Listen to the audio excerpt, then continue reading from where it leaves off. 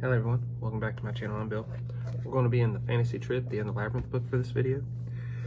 We are continuing with the different combat rules, and we are on trample for this video. So let's read about trampling, how that's handled, and what size creatures can do it. And then after that, with the next video, we'll probably start diving into the individual weapons and their specific rules in combat, like the net and trident and stuff like that. So, trampling. When a large figure overruns a small one, the small figure is considered to be lying on the ground under the larger one and may be trampled. Whether the small figure is actually trampled depends on luck and the relative dex of the two figures. Suppose that a giant has just advanced onto Eric the Emaciated to push him back. Eric misses his saving roll and falls underfoot. When his own turn to act comes, Eric can do one of two things. He can declare himself in hand-to-hand combat with the giant and try to hit him or draw his dagger, or he can try to roll out from under. To roll out from under, he must make his dex roll on 3 dice. He is picking the stand option.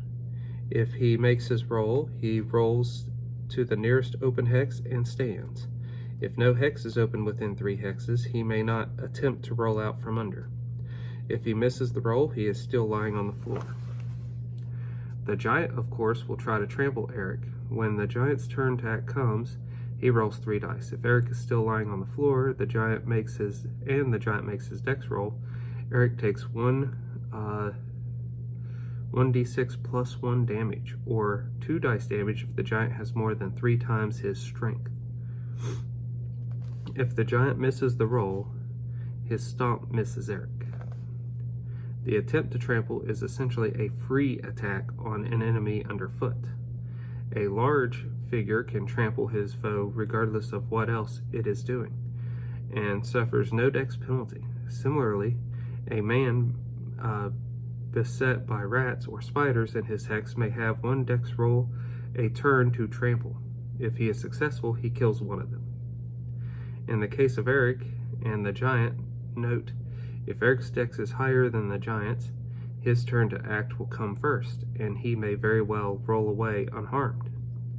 He has lost the chance to strike or run that turn, but he took no damage. If he misses his dex roll, though, or if the giant has higher dex, Eric may get stepped on.